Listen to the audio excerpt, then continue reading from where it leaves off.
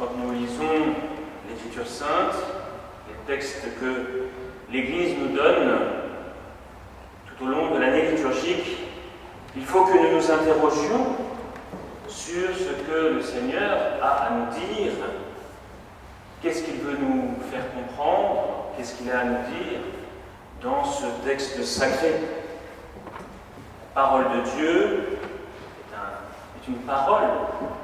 Et cette parole, elle doit être entendue, elle doit être comprise, et elle doit nous transformer de l'intérieur. Voilà pourquoi il est si important que non seulement vous veniez à la messe du dimanche, mais que aussi, durant la semaine, eh bien, vous lisiez l'Évangile, parce que pour chacun d'entre vous, le Seigneur a quelque chose à lui dire. Voyez-vous, quand je prépare un sermon, c'est la question que je me pose. Qu'est-ce que ce texte a à me dire? Mais quand j'y réfléchis moi-même, je dirais que le texte me parle à moi. Je vous le transmets ensuite. Mais le texte a quelque chose à vous dire à vous, directement, si vous prenez le temps et la peine de le lire et de le méditer. Le texte d'aujourd'hui, le texte de l'Évangile tiré du premier chapitre de Saint Jean, est un texte un petit peu compliqué, à vrai dire. Plus compliqué qu'il n'y paraît à la première lecture. Et d'abord, nous pouvons nous interroger pourquoi est-ce que, alors que nous nous préparons à la nativité, à la fête de Noël, pourquoi est-ce que l'Église nous donne à méditer un texte qui nous parle de Jean-Baptiste? Jean-Baptiste étant déjà adulte, et que nous sommes, non pas avant la naissance de Jésus, mais nous sommes quelques 30 ans plus tard, au moment où le Seigneur va commencer sa vie publique. Pourquoi est-ce que l'Église nous donne ce texte à méditer alors même que nous avons fêté la fête de Noël? Cette question-là, je ne vais pas y répondre, vous avez qu'à y réfléchir vous-même. Alors, quelles sont les autres questions que nous pouvons soulever à partir de ce texte? Eh bien, nous voyons que le Seigneur qui va commencer sa vie publique est précédé par Jean-Baptiste. Qu'est-ce que cela veut dire? Pourquoi est-ce qu'il y a un ultime prophète? Pourquoi y a-t-il Jean-Baptiste, le précurseur du Seigneur? Pourquoi faut-il que Jean-Baptiste soit présent et que cette présence fasse que les pharisiens, les prêtres et les lévites se sentent obligés de lui demander: mais qui es-tu finalement? Pourquoi es-tu là? Pourquoi es-tu là? Et qui es-tu au fait? Vous voyez, ils sont dans cette attente du Messie qui était promis et que le peuple attendait depuis des siècles. Et donc il y a quand même un moment où on se dit: bon, c'est qui celui qui doit venir? Qui est celui qui doit arriver? Mais voyez-vous, nous devons nous interroger sur cette manière de faire de Jésus. Pourquoi est-ce qu'il a fallu un ultime prophète, Jean-Baptiste? Et finalement, derrière cette question, il s'agit de nous interroger sur et de comprendre la pédagogie divine. Comment est-ce que le Seigneur fait, comme tout bon professeur a une pédagogie pour enseigner? Eh bien, il y a effectivement une pédagogie divine que nous devons découvrir et que nous devons interroger. Alors, ce premier élément de la pédagogie divine, c'est de dire que, eh bien, le Seigneur a besoin. Il veut passer par des intermédiaires. Il veut qu'il y ait quelqu'un qui l'annonce avant d'arriver lui-même. Il a besoin de quelqu'un qui le fasse connaître et qui le montre. Étrange, non? Est-ce que Jésus avait vraiment besoin de cela? N'était-il pas assez puissant, lui, vrai homme et vrai Dieu, pour tout simplement dire: c'est moi, et regardez ce que je fais, et voilà, et bon, terminé, on n'en parle plus. La question est réglée. Eh bien non. Ce n'est pas comme ça que le Seigneur veut faire. À vrai dire, il cache sa toute-puissance. Il cache sa toute-puissance. Et il veut passer par un intermédiaire. Ça, c'est un élément fondamental de la pédagogie divine. Et justement, la fête de Noël, c'est cet intermédiaire. Pourquoi? Parce que, encore une fois, le Seigneur n'avait pas besoin de s'incarner, de prendre chair pour sauver l'humanité.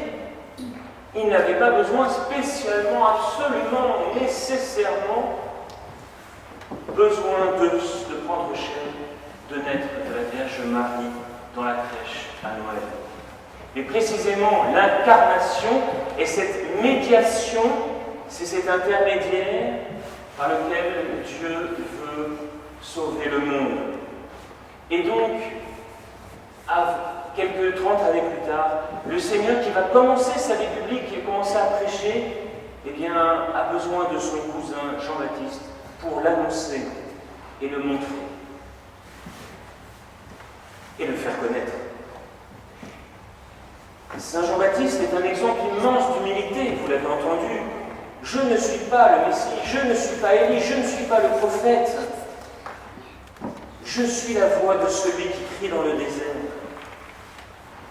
Je ne suis pas digne de dénouer la courroie de sa sandale. Ce n'est pas moi, c'est lui le Sauveur. Quelle admirable humilité. Mais qu'est-ce qu'il fait, Jean-Baptiste? Que fait-il exactement? Et qui pose question aux pharisiens. Que fait-il? Qu'est-ce que Dieu veut qu'il fasse dans son plan, dans sa pédagogie divine? Eh bien, Jean-Baptiste baptise. Il baptise dans l'eau, dans le Jourdain. Et qu'est-ce que c'est que ce baptême? Ce baptême est une cause de préoccupation pour les pharisiens qui ne comprennent pas ce geste que Jean-Baptiste réalise. Ce geste, qu'est-ce qu'il est exactement? Que signifie-t-il? Eh bien, précisément, c'est un signe. C'est un signe. Mais signe de quoi? Un signe de pénitence, parce que quand il dit « Je suis la voix de celui qui crie dans le désert », redresser le chemin du Seigneur, comme a dit le prophète Isaïe, nous voyons que Saint Jean-Baptiste se met dans la continuité des prophètes de l'Ancien Testament et qui disaient qu'il fallait se préparer à recevoir le Seigneur. Et Saint Jean-Baptiste, cet intermédiaire si nécessaire dans la pédagogie divine, Saint Jean-Baptiste nous appelle à nous préparer. Nous ne pouvons pas recevoir le Seigneur sans une préparation adéquate. Et c'est ça ce que Saint Jean-Baptiste a à nous dire ce dimanche. Redresser le chemin du Seigneur. Recevez le baptême de pénitence. Convertissez-vous. Bougez-vous. Changez. Réveillez-vous. Le Seigneur est proche. Mais si vous n'êtes pas prêt, vous ne le verrez pas. Si vous n'êtes pas prêt, vous ne le verrez pas. Et de fait, nos contemporains, croyez-vous que nos contemporains vont voir Jésus à Noël? Ah non. Non, ça c'est sûr que non. C'est sûr que non, parce que qu'est-ce qu'ils sont en train de préparer depuis des semaines? Le menu du 24 au soir, le menu du 25 à midi. Et Deleuze et compagnie s'occupent de cela, n'est-ce pas? Deleuze et autres, Colruyt et autres, ils s'occupent de vous s'occuper l'esprit à la préparation du menu du 25, du 24. Et croyez-moi, si c'est la seule préparation de Noël, l'enfant Jésus passera et on n'y verra rien du tout. On fera la fête et on ne saura même pas pourquoi on fait la fête. Et cela laissera un goût amer dans la bouche. Pour ne pas dire de gueule de bois, pour ceux qui auront en plus trop bu ce jour-là. Dieu sera passé inaperçu. Inaperçu. n'aura pas fêté vraiment Noël. Donc Jean-Baptiste dit attention, attention, ce n'est pas moi le Messie. Je ne suis pas digne de dénouer la courroie de sa sandale, mais redresser le chemin du Seigneur, comme l'avait dit le prophète Isaïe des siècles auparavant. Eh bien, mes chers frères, c'est pour nous évidemment que Saint Jean-Baptiste parle. C'est pour nous qu'il nous dit de recevoir ce baptême de pénitence, de faire pénitence, préparer notre cœur, préparer notre âme. Et regardons ce que Saint Jean-Baptiste a fait. Il a vu, lui, le Seigneur, car il dit, il y a, mais au milieu de vous, quelqu'un est là que vous ne connaissez pas. Ça veut dire que lui, Jean-Baptiste, il le connaissait, il le savait parce qu'il était plein de l'Esprit Saint. Et vous vous souvenez que depuis sa conception, il avait l'Esprit Saint en lui, puisqu'il avait reconnu Jésus dans le ventre de sa mère au moment de la visitation. Voyez-vous, eh bien,